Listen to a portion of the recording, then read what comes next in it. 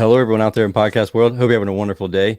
You're listening to or watching Service Business Mastery Podcast. I am one of your hosts, Church Blissett, sitting next to my co-host, Josh Crouch.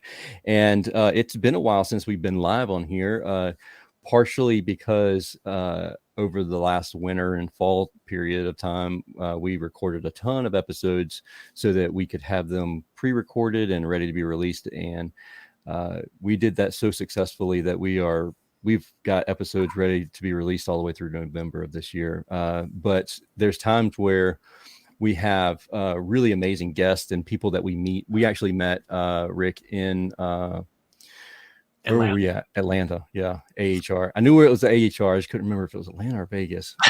But too many different events, too many cities. We did. Yeah. But we met there and developed a relationship and a friendship. And we were like, you know what? We can't wait until December to have Carole and Rick on the show. So we wanted to have them on. And also we had a short hiatus because I had neck surgery and had a disc replacement. And then right before I did the disc replacement, I broke my hand. And I'd estimate that I've probably been in, I don't know, 500 attics, 600 attics in my career. And I've never fallen through an attic before. And I was in my attic and was standing on a ceiling, a rafter, and slid down it and just fell. Well, I actually fell on my hand, and then my body fell on the hand, and then I was good. And then my foot slips off the rafter and then goes right through the sheetrock. And I'm like, are you serious right now? Like, this has never happened. I'm gonna do it at my house. But that hand broke the week before my neck surgery, so I couldn't take any pain meds or anything like that because I couldn't have that stuff in my system. So that was kind of a wild period of time, but we're back. And it's been a hot mess for a minute. I have been a hot mess for a minute here. Recovery's going good. I've actually been out in the field a lot here the past week or two, checking up on guys and helping out where I can. But that's a little bit about me. Josh has just been busy doing amazing things in the marketing world. Trying to, man, just get better every day. It's great running. It's always great running, especially for me, like running into people like Rick and Carole. They bring a whole different insight because Carole has been a data scientist for a number of years, which I'll let her introduce herself. But just a whole different perspective on things where, I was in the trades and then went into marketing, different perspective. And then you have people that worked in marketing for the last 15 years. They've seen all the changes Google's made and all this stuff. And they have a whole, it's always good to surround yourself with people that don't follow just the path that you followed, follow people that have different paths because it opens your mind to different things. And I've had some really good conversations with them that I think I have to respond to an email to try to set up a time to talk a little more in detail with Carole and Rick, but I've been a little busy myself. So if there's one thing that I could say that I don't like, one of the changes that I don't like is the fact that GMB is such a pain now. Like, I don't know if it's a lot harder to manage because, so for us, we don't really, we have to do a few things on the actual listing itself. Like we use tools now because it always goes back to the search page. And then you have all those options. It's a lot of buttons. It's such a pain to get to what I want. Like you have two listings. I think you have two listings, right? Yeah. So I have two listings. Now you got to go back. You can't just. It's very difficult to get from one listing to the other, and I'm like having to sign out of accounts and log into different. I'm like, man, this is ridiculous. But anyways, before we get started with the episode, though, huge shout out to the people who make these episodes possible. Upfrog. And hey Joe, I'm glad to be back too.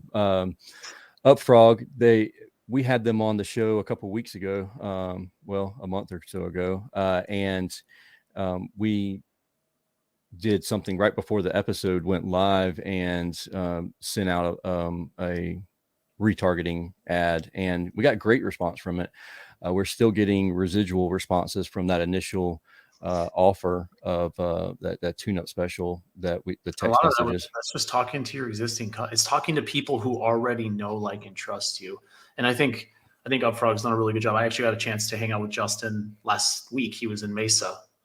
He was visiting a client and got a chance to go to dinner with him. And just like I said, surround yourself with people who think differently than you, because there's just so many opportunities out there. Mm-hmm. And if you're always putting yourself if you're pigeonholing yourself into this one little, like, this is the only way type of thing, it's not the truth. There's so many different ways to go to market and stuff like that. And he's another example. They do things a little differently. Online pricing, they definitely focus on the rehashing and following up with existing customers, and they use a lot of automation to do so. Yeah. Which that's right up our alley. We nerd out with the automation, anything we can automate. Next up, Sarah. I'm actually onboarding with Sarah right now. Finally, they've been a sponsor of the show for over a year, and we're finally finished with our contract with our old CRM, and we're onboarding with Sarah. So I'm super excited to share that journey that we will. And we'll be having Billy on very soon. He's got some really big updates. There's things that we can't share ourselves that he's going to share. Yeah. But they're doing some really cool stuff and really heating up the CRM race, if you will. Super exciting. All of that's really exciting. And Emerson, if you don't know who Emerson is, you're probably not in the HVAC world.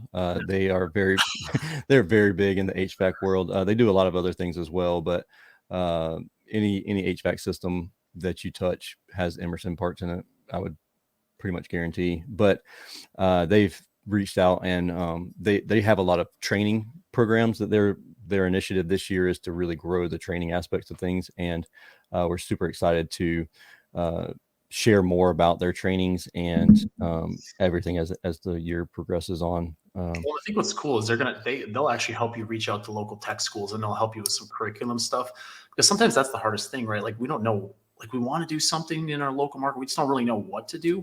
Mm-hmm. And they made it very clear that they will absolutely help you do that and reach out to local tech schools and help you with curriculum and all of those things. So we're great to have them on as a partner, because one of the biggest, how many episodes, Tersh, do you think you've had where we're talking about labor force training and the lack of and growing technicians and lack of qualified techs? It's like, I feel like every four episodes, we have one episode that's talking about something in that realm.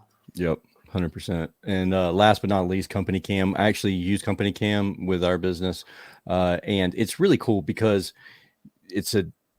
you don't have to worry about all these pictures being on your technicians' phones and iPads and clogging up iPads. And at one point, we were having to buy larger iPads because of all of the images that were being stored. They'd run out of data and storage capacity on the iPad. So it's really cool to have that, and to have the overlays too. So whenever we're doing a system replacement, we can do a before picture and an after picture, and they're like exactly the same, and it doesn't look all real goofy. The storage of photos is a major headache. Even if you're trying to use like Google Drive or Google Photos, it can be a really pain. So take it from a marketing company. We've invested heavily in a system that's different than our company Cam, but it was a sizable investment for us to be able to manage and store photos and edit them and do it in a way that notified team members to do tasks and stuff. So Company Cam does a great job for that at the kind of like the retail level for contractors. Exactly. Cool. Josh, you got anything else you want to add before we get started? Let's get going. Cool. I really appreciate y'all hanging out with us and being here, even though we've been on a hiatus for a couple months. But with that being said, let's get started with the show. Are you looking for valuable business advice to reach that 7-figure revenue mark? Do you want actionable tips to properly navigate through every business challenge you encounter along the way? Let Tersh Blissett and Josh Crouch be your guide in getting you to the top here at Service Business Mastery. Tune in as they sit down with world-renowned authors in business, leadership, and personal growth who share valuable insights about management, marketing, pricing, human resources, and so much more. Let their nuggets of wisdom gold guide you in owning a thriving, profitable, and ever-growing business. Here are your hosts, Tersh and Josh.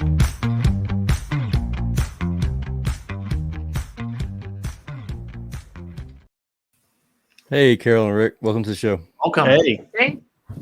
Thanks for having us, guys. Appreciate it. Absolutely. So if you don't mind, Carole, would you mind going first to introduce yourself, a little bit about yourself? Well, I've been in technology for years. I worked in the state of California for quite a while. I was the director of e-services for Governor Arnold Schwarzenegger. E-services was responsible for all things CA.gov. So about 400 agencies, websites, 4 million pages, big time of transition. Social media was just being introduced at that time. And so I also led the Innovation Council for Governor that involved connecting with startups. The Google was a startup at the time, YouTube, MySpace, even Twitter, Facebook, and we were talking about how to use those new tools and those new approaches for the delivery of government services. Went on from there. I've been the Chief Information Officer for the California Public Utilities Commission for a couple of years, other major organizations, and then just sort of found my way back to what I really love, which is data. After leaving state service, I decided that I was going to finish what I had started at Harvard and went back to study, but the program was not there anymore. It was around emerging technologies, and it was the social media and that sort of things. And by the time I got back around, they'd emerged, they were here.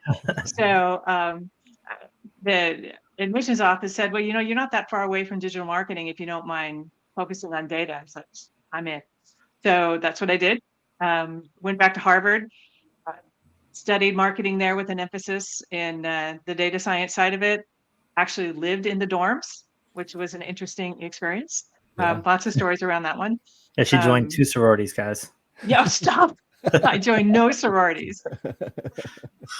I did, though, get a kind of a fun opportunity that, so you make the best out of whatever is happening at the time. And I, at my age, as you can imagine, Fridays and Saturday nights, culturally, I was a little bit different and had a little bit different come from than my counterparts in the dorm. Sure. Yeah. And so I had a couple of options. I could yell and scream and have everybody hate me. I could be the dorm mom, or I could find something else to do. Mm-hmm. And what I found to do was work in the data science lab, the natural language processing lab, where they were testing some features of Watson that hadn't been released yet. They're out now. But I got to work in cultural resonance analysis, which is what words mean to us culturally rather than what they mean by definition. Yeah. So an example is if I were to say that's cool, it doesn't mean that's cold.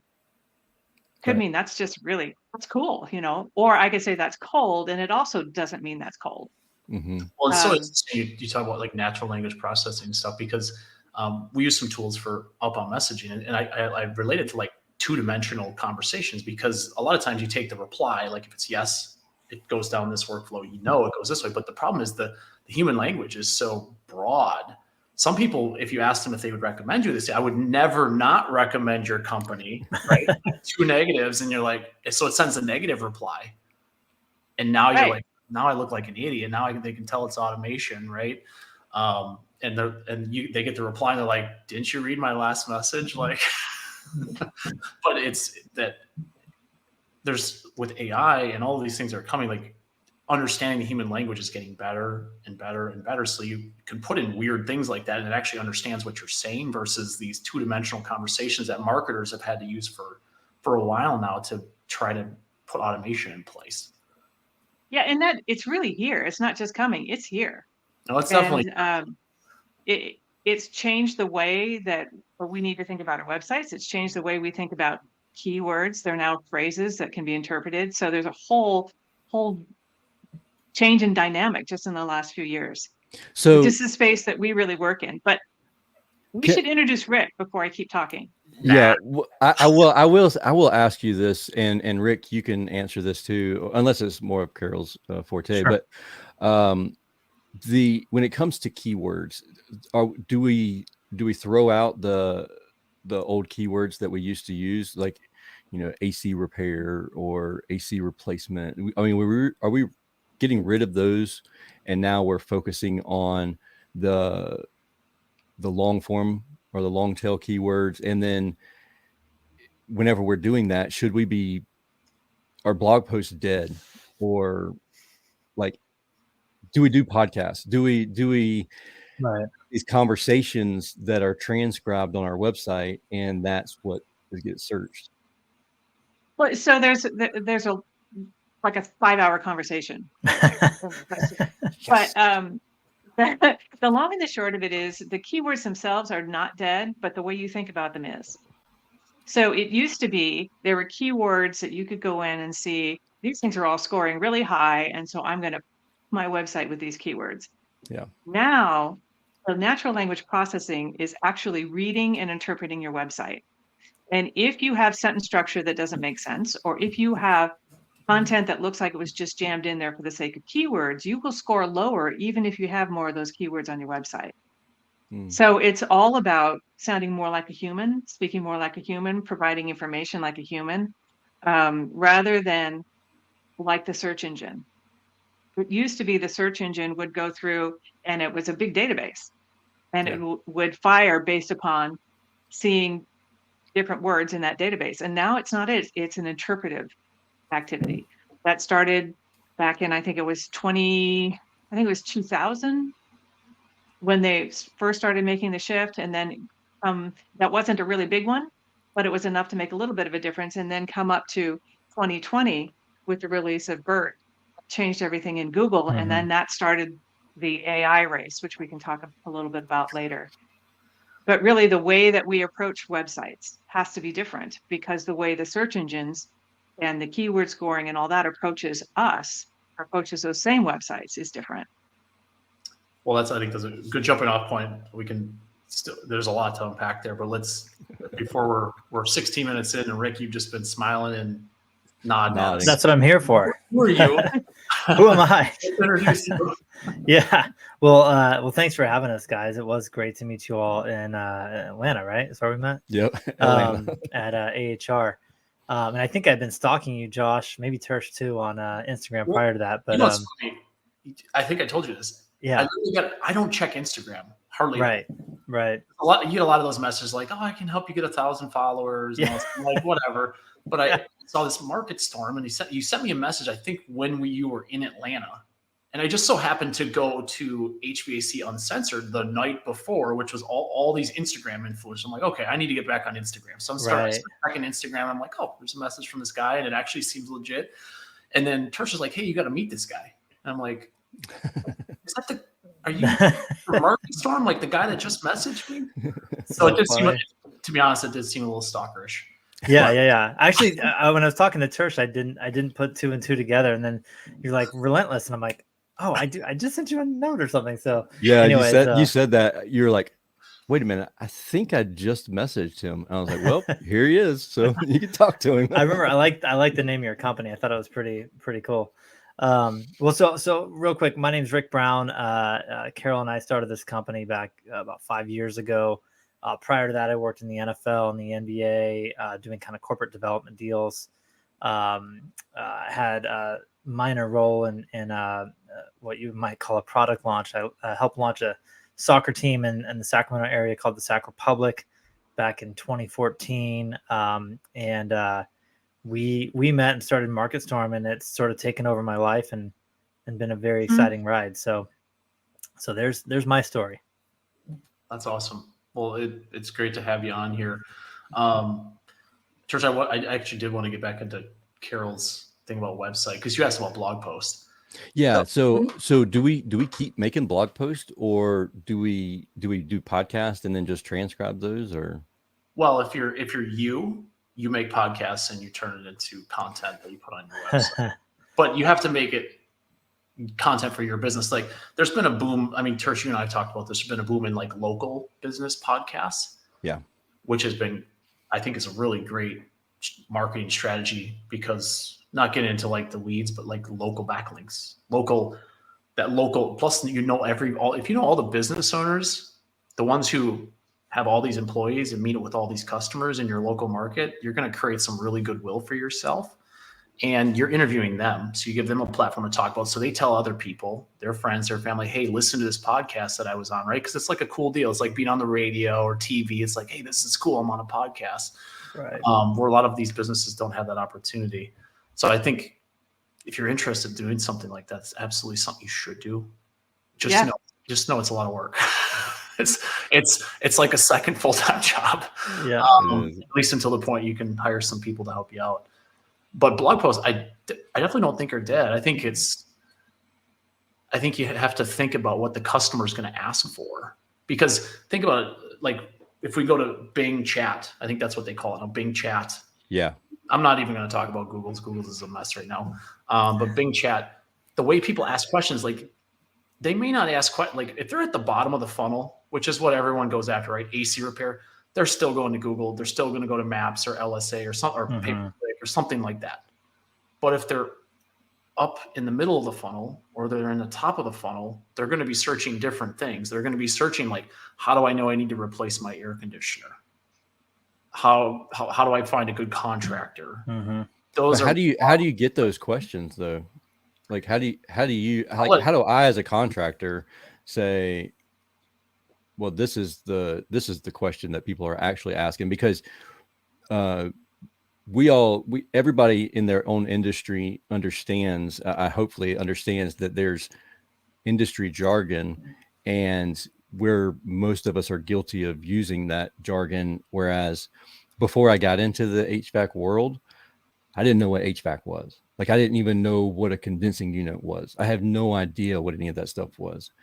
And so for me to say those terms, I lose clients, or I lose yeah. And so how do we even know the right questions to be answering? So this is where you can start listening to the conversations that your CSRs have with people who call in, but not from the perspective of, are the CSRs doing a good job, but what are those people saying? How are they describing what the problem is? How are they thinking about whatever it is they need to have done? And then when your guys go out, ask the people, how long have you been thinking about this? What was the first thing you noticed? And so you've got the opportunity to collect a lot of intel, and all of those things are the things that are at that upper level at the funnel that you can use to start bringing people in. Can I add to that too? I think when you hear from what they're saying to the CSRs on the phone line through CallRail, whatever systems you use, you can utilize some of that language in your ads. And so when you drop ads out, it should sound like, that customer asking that question to your technician or your CSR. So that stuff will trigger to the consumer that they know what they're getting into. Yeah, I think getting insight from your team, like if you have a salesperson who does all the sales calls, like they get asked the most questions, right? And these questions are generally a little higher up on the funnel because these people don't know what they want to do yet. Right. They're not at the decision-making stage. They're somewhere between, I know I need to do something and I need to find out who that person is or who I'm going to hire. I mean, there are definitely tools out there to help you with frequently asked questions. Google's got a lot of Chrome extensions that you can literally probably just go to Google Chrome extension store and type in some sort of like people also ask question type thing. I use one called SEO Minion, which you literally can go like 9 layers deep. It'll give you like thousands of questions. If I type in one keyword, it'll give me thousands of questions, and you can put it into a massive data set and then do whatever you want with it. But there's a lot of, Google does give you a lot of that stuff. If you actually just look at, instead of just looking for what you want, or like, oh shoot, I'm not first on the page. See what is on page 1 of Google. If you really want to look at this stuff, see what's on page 1, because it changes, and the results, how they populate those results, they do give you some clues if you actually look at the page on what type of content you should be creating. And a lot of those people also, ask questions those are blog posts that usually get snippets on page 1. And what's really interesting is that Google is so sophisticated now, as is Bing and the other search engine, or I should say, as are Bing and the other search engines, that they will tailor the search results to your common use of language.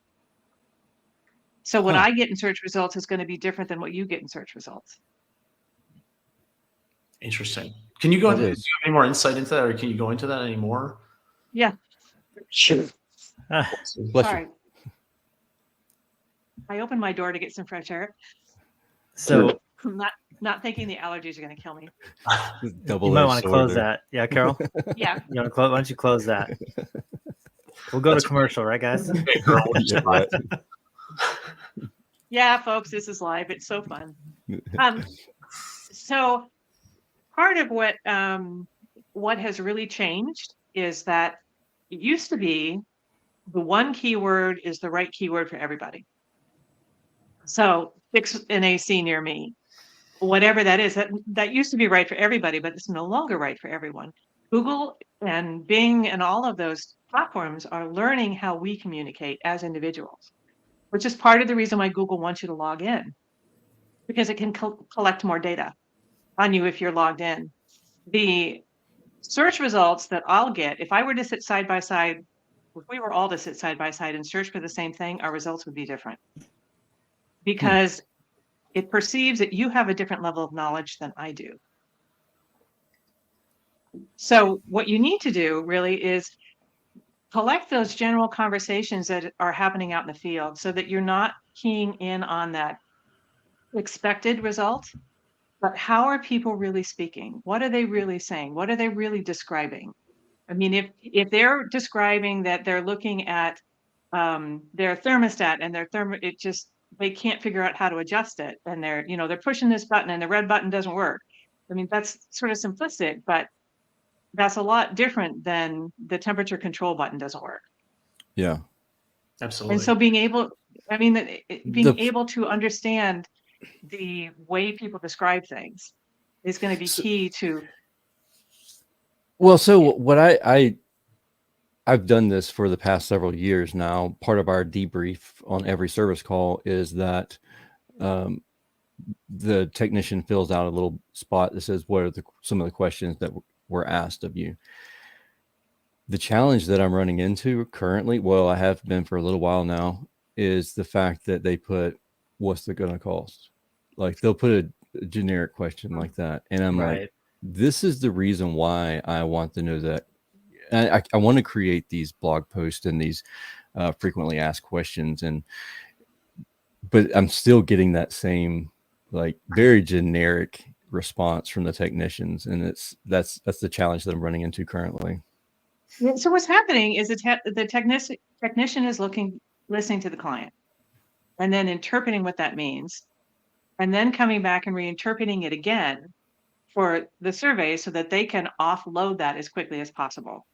Mm-hmm. So one of the things that one of our clients has done that worked really well is to have just a conversational meeting with everyone, get all the technicians in the room and start talking about, what did you hear out there? How are people wording things? How are they approaching things? What are they most concerned about?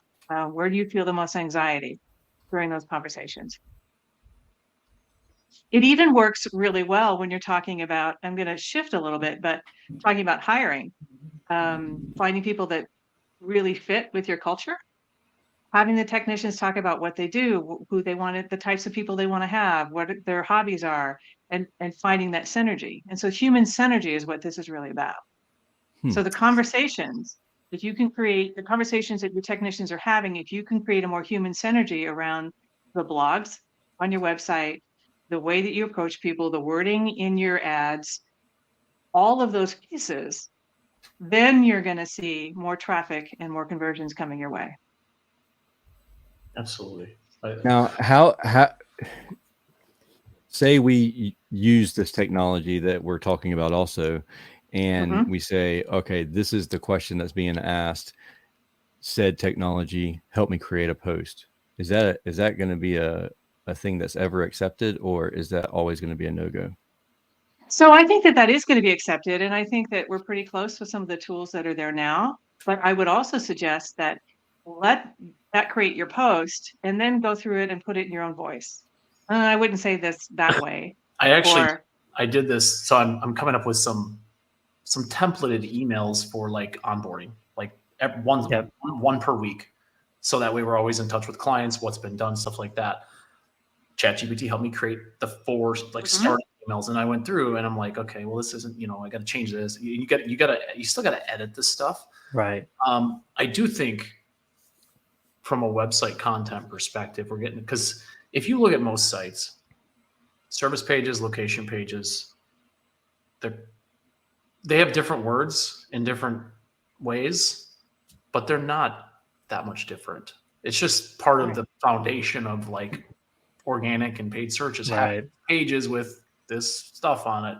I do think blog posts and some of those other content pieces that actually take a human element to make them better are actually going to probably be more valuable, because there will be people that throw it out there and they think they've fooled the algorithm, but that human emotion piece and the human experience piece is something. That's why Google is pushing eat. I don't know, maybe just call it eat with 2 E's. They're that I think the new E was it experience, expertise. Yeah, it's experience and expertise, but it's really something that had that human experience. The more human it is, the more you're going to get great results. And then there's a danger too, because in the old way of thinking, if my blog does really well, then I'm going to promote the heck out of that blog. Yeah. So we have a client, one of our original clients, and Rick, feel free to jump in on this story. Yep. That living in California a few years ago was the first years we had really bad fires, and so he wrote this blog about how do you take care of air in your home with these fires and what it means to your furnace and all that sort of stuff. And it was one of the first ones out there, and it was very human. I mean, it was heartfelt. This guy reaching out to people around him who are going through these things. Posted the blog. It did really well. Yeah, it blew up. So it blew up, basically blew up. And so the Google marketing firm that he was working with at the time was, hey, look at all this organic traffic. This is great. Let's promote this. So they promoted the living daylights out of this blog, which would have been great, except for fire season ended in California. Fire season started in Australia, and it ended up 80% of the traffic on the website was from Australia. Oh, wow. Reading these blogs about the smoke, and almost all of the traffic was heading toward these smoke blogs. The problem with that is his site started registering more as an informational publisher site than an HVAC site. So he was losing ground in his own marketplace. Boom. So let me jump in on this a little bit. So this was our first client that we launched the business with the idea of helping. And so we're probably about a year and a half, 2 years into that project. And along that way, we're kind of the new kids in town. So a lot of the Google folks and such, not Google employees, but the Google PPC firms and stuff, kind of thought we didn't know what we were talking about. And so I'm over here going, well, Carole is like a data scientist. I think she has a pretty good clue. Like she knows people really high up at Google and Facebook and all these other places. And we noticed that this was really killing their rankings in terms of what they provided in HVAC, plumbing, home service stuff. And so we get on the line with everybody and they go, hey, we're not getting leads because your AI service is failing. And we're like, well, no, we're driving a lot of traffic, but all the traffic is going and filtering into this new system where you guys are, a smoke information page basically. And so the PPC firm at the time was pushing to like triple down the budget on the blog post. And we're like, you're going to go out of business. Like, because they were losing like 80-90% of their normal leads were just gone, and no one could figure it out until Carole kind of keyed in on what was going on. And so finally, when they sort of listened to Carole, we shut down that blog. Carole got on the horn with some people high up in certain systems, and we got them sort of reorchestrated, and their leads started pouring in about 3 days later. But it was like they were going to lose significant revenues in the height of a really peak season. So it was a very nerve-wracking for those guys. Well, that's a tough pill to swallow too, because you're saying, oh, I have all this traffic. You want me to turn that off? Are you serious? Right. Like, they were like, what's wrong with you guys? Well, so is there, so most clients you work with, unless they're really big or PE firms or stuff, they're all local, right? Is there something that can be done with a great blog post like that to keep it more focused on that market that they're intending it for? Yeah. So you can promote the blog post, but watch the traffic, understand where it's coming from. And if you start seeing the balance of traffic getting off, then maybe roll back on the promotion of that particular blog post. What happened was we shifted from the local area to a completely different country on the other side of the hemisphere. And they weren't watching the traffic. They were just looking at the numbers. That'd be a heck of a service call fee. I would love to see where not to get nerdy, but like where they link that blog to on other pages of their website and stuff like that. Because like a great blog post like that can do really good things for your service or location pages if you do it right, because it passes authority.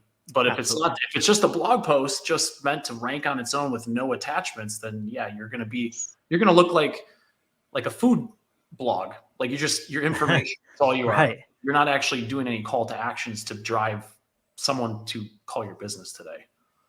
Yep. And that was the problem. Okay. That was the problem. It was a standalone blog that they promoted. So how me as a contractor, how do I know that this is good or bad? Like, especially if it's a contractor that's like, I see, like I get my Google email every month that's like, you have this many clicks and this many things, and you're like, woo, it's going up. It's up 80% over last month. You want to hear from Tersh. He's like, hey, is this good or bad? Like, is like an 88% bounce rate good or bad? Like, well, so data tells a story, and really learning the story that data tells is what's important here. And it's, the impressions kind of don't matter. Clicks don't matter on their own, but what does matter is how am I seeing my revenues flow? Am I seeing revenues flow from the activities that are happening on the website? So if I'm up 80% in clicks and my revenue's not up 80%, then I need to go and look at the source and say, where are these clicks coming from? Because they're not what I want. Everything at the end of the day has to be tied to revenue. And so how does the story of how people get there impact the revenue? Can I hop in on that too? So one of the things, and I think Josh, this is one of the things that we kind of connected on, is when we do work for people, we need to make sure that they're able to use our work to grow and build on what they're doing, right? And one of the things that we set out right from the outset of our company was, through our AI platform, we were not going to worry so much about the normal data points like clicks or impressions or any of those things, or having even the coolest ads or any of those things.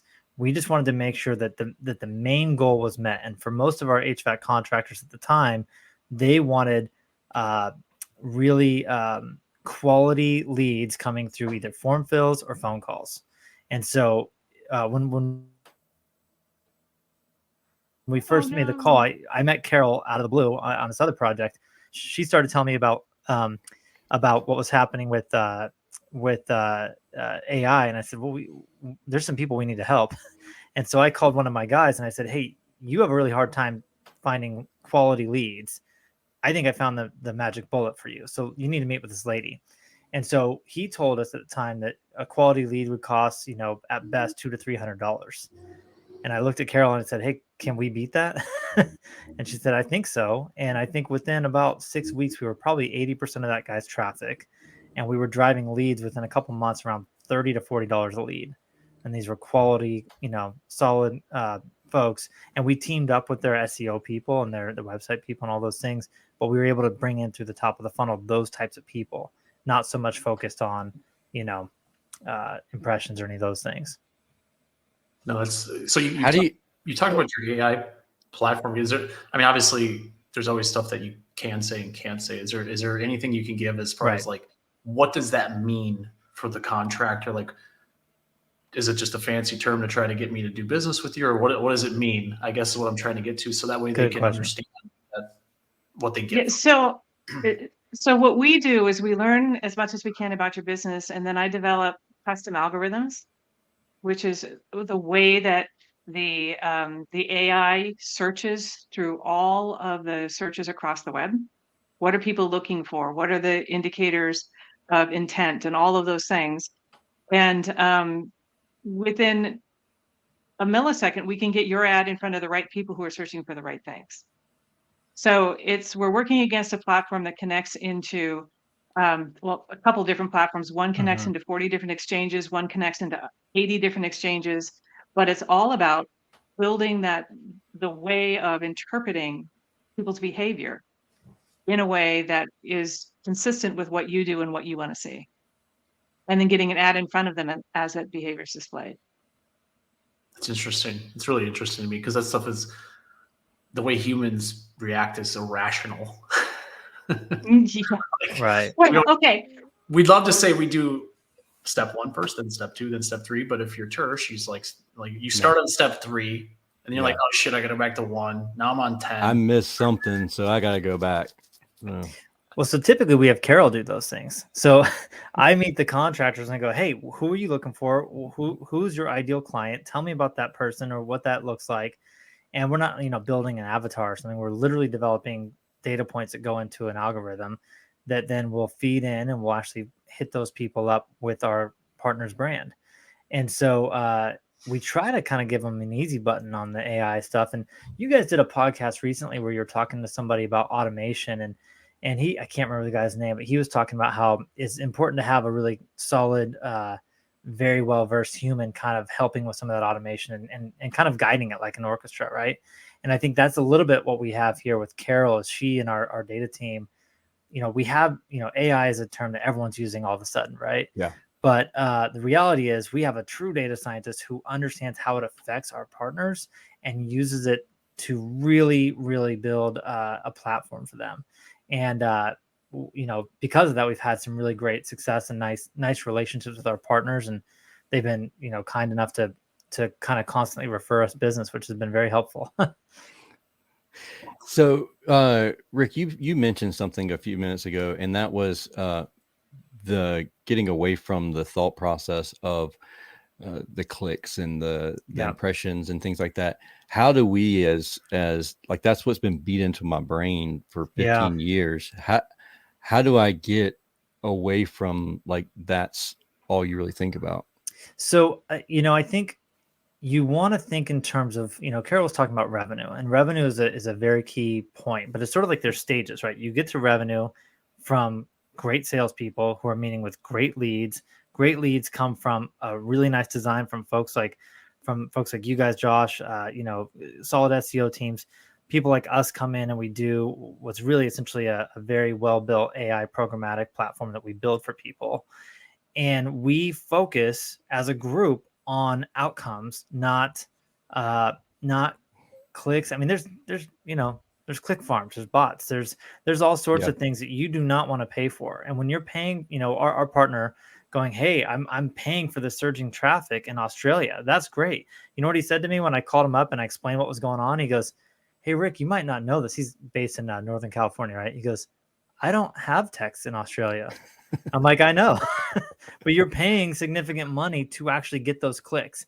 And so it's not that clicks are bad, but they can't be our focus point. And part of what we've been doing is we've been working through the data to not just tell the story through one frame of reference, which might be Google Analytics, but we're actually working with multiple data sets, looking at how all traffic comes in.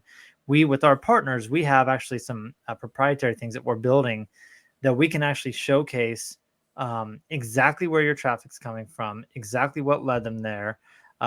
We'll even give them, a journey of that client all the way through without providing any, PPI, which is, or PII, I should say, which could get them in trouble. So we don't give them any personal identifying information, but we can tell them where that lead came from and go right through the trajectory.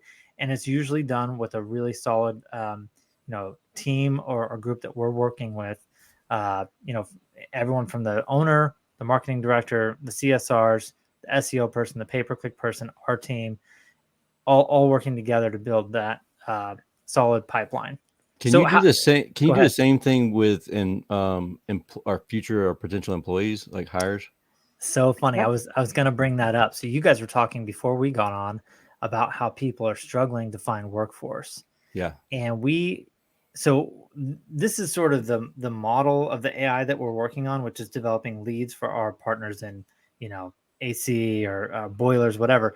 We're developing great leads for that. But we have this sort of same capability throughout whatever journey a person might be on. So Carole, do you want to talk about some of the ways that we've done that previously without naming names? So we had a client that, usually the HVAC techs in our area anyway, are the shiny, clean, short haircuts, polished little image. And that's not what they wanted. Their crew rides motorcycles and hunts and fishes and they like to camp and they'd rather hang out in a garage together on a weekend working on somebody's car than doing anything else practically. So they wanted other people that were like that. We developed ad campaigns around those people, targeting those folks. They had a great training mentorship program. They got a lot of great leads into that program. They wanted to make sure that it was not just men who were applying. They wanted to have a really diverse group. They got a really diverse group because we were able to reach out to those folks with that kind of lifestyle bent and say, hey, there are opportunities for you in a group where you'll fit. That's just really interesting because, hiring. I saw something, I don't know if it was on LinkedIn. They're talking about because now it's always worst case scenario with the media, right? Like, oh, doomsday, next 5 years, all these jobs are going to go away, and stuff right. like that. Usually ends up happening where we just create different types of jobs that do different things. We're always creating jobs. Maybe some will go away, like low level data entry type stuff, but emerging fields like none of them talk about trades, even though the trades have always been here. Well, not always, but they've been here since the invention of plumbing and all of those things. And they're just not going away. That's why there's so much money being thrown into the trades, because the trades doesn't really go off of what the economy is doing. It stays fairly steady for the most part, and it continues to grow because people, it's getting hotter outside. AC season seems to always be busier and record revenues every single year. So it's interesting that we need more people in the trades, more than we've ever needed, and it's not going to stop. So having a way to reach the right people, not just any people, because there's always techs out there. They just may not be the people you want in your company. Right. So I think that's really interesting. You guys are working on that, because I think that's a big need in the marketplace currently. Oh, absolutely. Well, and to your point, also, it's not as though AI or robots are going to climb up into Tersh's attic. So it probably won't step through my ceiling. Yeah, so we got to get someone who's willing to break a hand.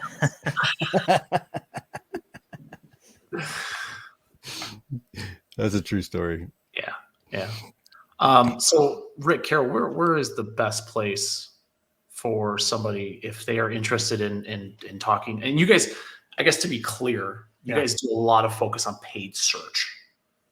I know that's a real general. No, term. actually, exactly. It's not.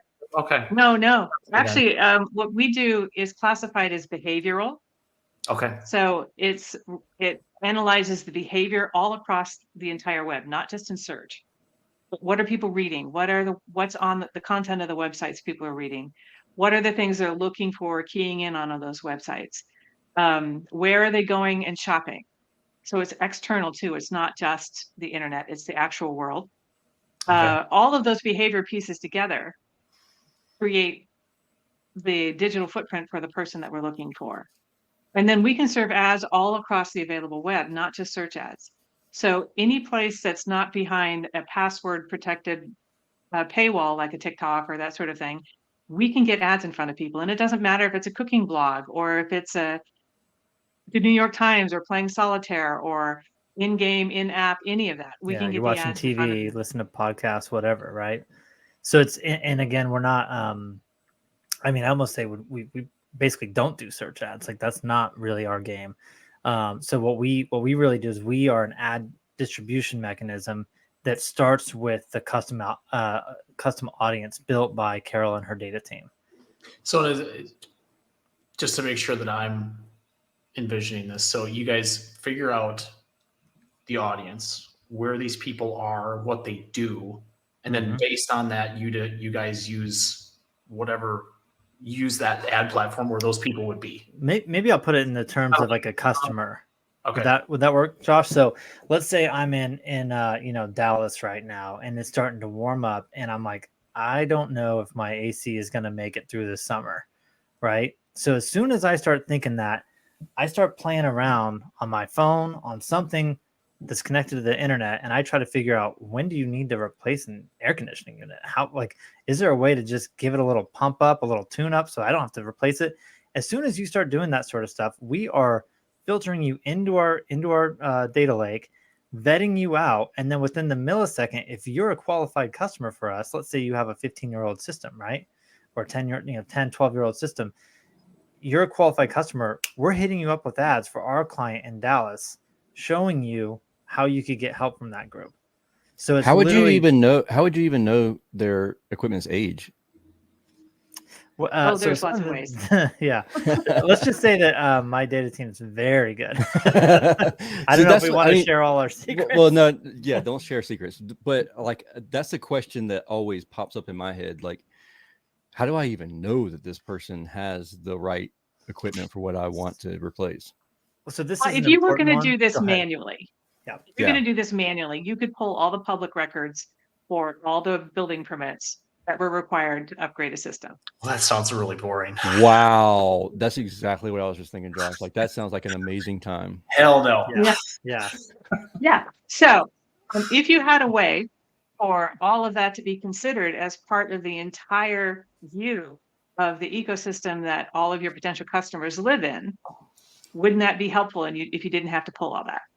Yeah, very helpful. Well, what happens in a whenever you're working in an area that doesn't have a permits department? Oh, there are ways. Because Candler Without County, getting to any Georgia other, doesn't have a permit inspector. They have an inspector here. So remember, Carole ran all the state websites for the entire state of California, which is like the 7th largest economy in the world at the time. So she understands how to filter through data. There are ways. I believe you. Yeah. So, but it speaks back to Tersh, like when our clients come to us, the last thing that they want is for us to drive a lead for them that has a 9-month-old system provided by their competitor. So you send a guy out, 45-minute drive kind of outside your service area. He knocks on the door. Mrs. Jones says, "Hey, I can't figure out my AC unit, and I think it's broken." The company that installed it, call me back. It got turned off or something, right? And he presses a button and she tries to, make him soup or something. It's like a waste of time, right? So you don't want to be servicing someone else's brand new unit, right? Yeah, absolutely. That's super interesting. I know we've talked, and it's been a little bit since we've talked. We never really got that deep into it. I'm like, yeah.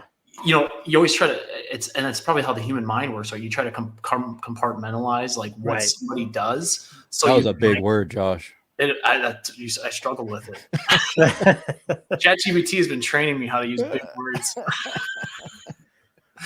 But it's one of those things like, okay, I think for me, we talk about page one of that's what I'm focused on most days. I'm like, okay, what do they do? Isn't there only one page now? Yeah, it goes on forever now. There's it's no like page 2, page 3. Technically, I'm on page 1, even if I'm like 47th. I'm going to tell all of my clients that. just keep going a little further. You'll see yourself. No, I do love. I love everything about what we've talked about here. And Rick, Rick and Carole, we haven't talked a whole lot. But if it's, we have spoken in detail a little bit. But if it's normal, I do the exact opposite. So like that's why I unless I had surgery on my neck, I wear a 3-piece suit everywhere I go. Yep. So like it's just that's not the normal for our industry. And so like I love the fact that you're kind of disrupting it by let's get away from thinking about your impressions and stuff like that, because I feel like when we talked about this before, I feel like our industry is very antiquated. Like it's just an old industry. Like we don't change very easily. It's not a ship that we pivot very easily. So the fact that you're coming in and changing up the mindsets and the thought processes, I love that whole approach, especially since it works. Yeah, we just want to serve our clients. So we've had, guys come to us and say, "Hey, I'm struggling to make payroll, and I used to get all kinds of leads, and Google used to work for me a certain way, and now I can't quite figure out what's going wrong with it. And my pay-per-click provider says put more money into it." And we hear all these sorts of questions, and we just want to help them grow. And so we're not trying to monopolize their marketing. We just want to find out what they need, help them grow, and see what we can do to be a part of that, right? Well, at the end of the day, and most marketers know this, like if you're searching for AC repair near me, you're part of like the 3% of all people looking. Like you're very bottom. That's all That's our paid search, like on Google. That's why honestly, we don't run pay-per-click, and because it's like more of the same stuff. We're already LSA, Google Maps, organic, right? 3%, and you're trying to spend a lot of money to get to that 3%, and it could be crap leads, like you talked about. You don't know. So it's very interesting. I love the behavioral side of things. I think I'm going to finally reply to your email. Time to talk, because there's some stuff I have questions on what we do and how we can leverage that stuff to make our content better. Well, there's always something to learn from this, and that's why we love having guests on that have different perspectives, and that's why we don't like people in, let's say, the trades, like they wouldn't necessarily know who you guys are. That's what we love about what we do here at the podcast, is bringing people with different perspectives in that people don't know. And Tersh and I use a lot of out of the box thinking for certain things, because we talk to people outside the industry or outside of what the norm of the industry is. And that's what I think he was alluding to with the industry is like set in its ways. It's been this way forever. We're just going to keep doing it. It works kind of, so we're just going to keep doing it. Right. And I love the fresh approach. I love the bringing data into it, because everyone big companies, PE firms, they'll talk data, but sometimes what does that actually mean? It's just this big bucket, and a lot of contractors' eyes gloss over and like, I don't know what that means. It's just a bunch of numbers and spreadsheets, and I don't want to look at it, right? Well, it depends on where it came from too, Josh. Like, who provided that data to you, and what are they trying to say about that data? Well, and then they're trying to steal somebody else's leads and take credit for it. Yeah. Well, and then the story behind the data is probably like the business intelligence piece of like, what does this tell me? Because there's a lot of data. There's CRM that literally will inundate you with more data than you'll ever know what to do with. But what does it mean? What does it tell me? What actionable steps can I take? Mm-hmm. I love. You said, is it making me more money? No, then it's an irrelevant. End of the day, that's what most people care about. Like, can I give you guys one great example of that? Yeah. So we had a client up in Washington State, and they came to us. They were kind of a small market. And they were like, hey, do you think that your AI platform would work for us? Like it's worked for some of your guys in the bigger markets? And we're like, well, maybe. And they started with us with kind of a smaller budget. And within a few months, they started noticing this is really working. And then we did a year review. And in the year review, the first line item I saw was that their leads went down. And I was like, oh, no, we screwed up. Their leads went down. But their closing percentage went from about 40% to about 90%. And their revenue went way up, and they ended up growing dramatically. Yeah. So right now, that same client is closing 95% of the leads that come in. That's wild. So yeah, they are crushing it, which is great for morale in the company, for their techs and all that stuff. Talk about efficient, right? Like CSRs don't, you know how many times they get how much is Freon cost? Can you just refill my unit?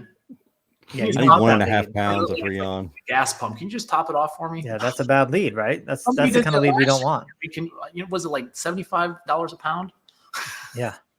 So that client went from just a few $1 million to they'll close out around 10 this year. That's just in a couple of years with us. That's awesome. That is really cool.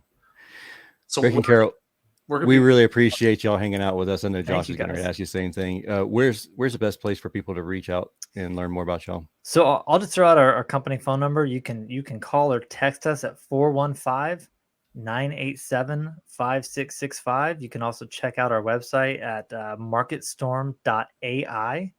And you can also follow us on Instagram at MarketStormAI. Man, I want to change my domain to .ai. I just think it's cool. Go for it, brother.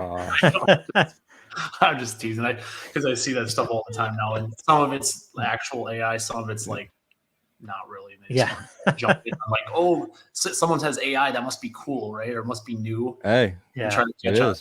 But anyways, it was great having you guys on and catching up with you guys. I learned a lot more about you that I didn't know, so I really appreciate you guys sharing that. Well, we appreciate what you guys are doing. I love your show, and you guys are just super cool, great guys, and really sharp. So thank you. Absolutely. If anybody's watching this or listening to this and you made it to the end, we really appreciate you hanging out with us. If you have any questions, don't hesitate to reach out to us at any time, servicebusinessmastery.com. We have a little green button at the bottom right of the screen that you can click there and record a message if you like. You can ask Josh and I some of these questions. Josh can probably answer some of them. I won't answer any of them. I'm just going to send you to Rick or Carole. So don't hesitate to reach out to anybody. They've been amazing people since I first met Rick, super responsive. So with that being said, I hope you have a wonderful and safe week until we talk again next time. We'll see you later.